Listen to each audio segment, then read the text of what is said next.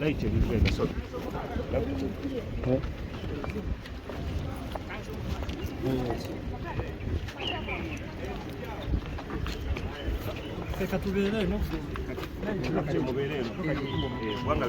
Okay. Balinda isaba mumpe dakika ntono mbalaga experience over experimenting like what happens when you're uploading a song on YouTube.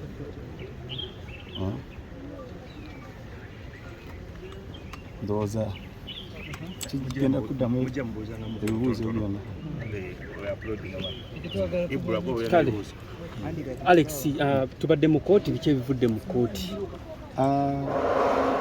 According to the council, my lawyers bawandikidde kooti ne bagisaba nti batukirize tubeemu n'okukkaanya nze ne Bebeku oba ttiimu ye tutuule twogere.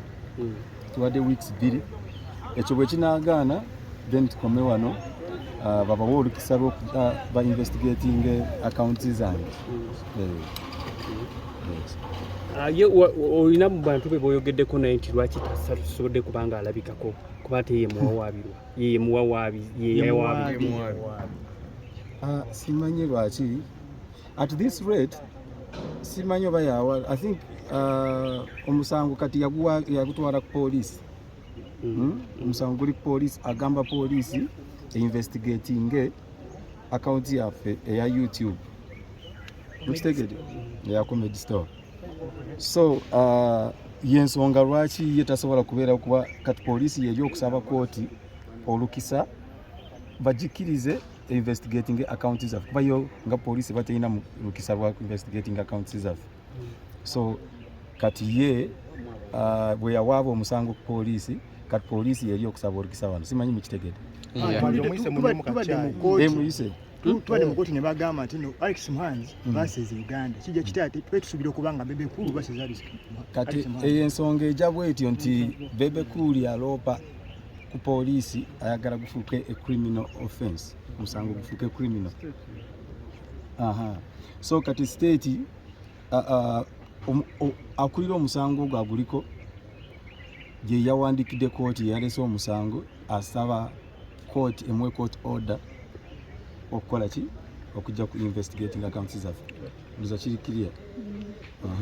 Ngezaako okuggulawo wano YouTube njagala balaga kuba abantu abasinga tebakitegeera nti how can someone upload oluyimba lwa Bebeku oba gundi ya Bebeku. So in the account yaffe simanyi oba sobola ogiraba.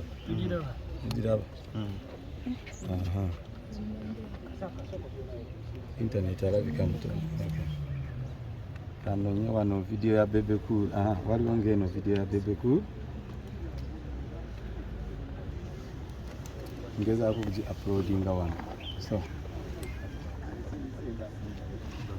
I just nfunyeyo video ya Bebeku nga performing ku Comedy Store. Kirikiri awo.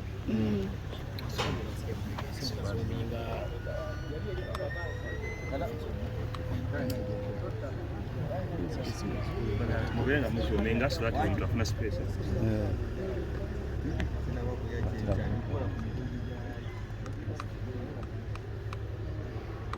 So upload videos.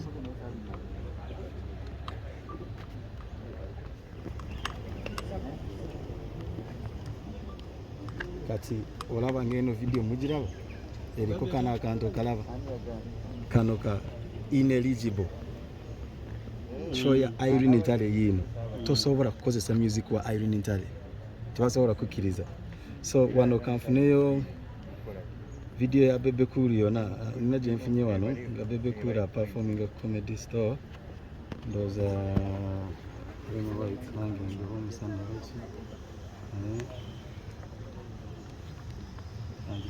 mujja kunsonyiwa internet yaffe bayeriko video ye. So now I'm trying to upload Bebeku's video.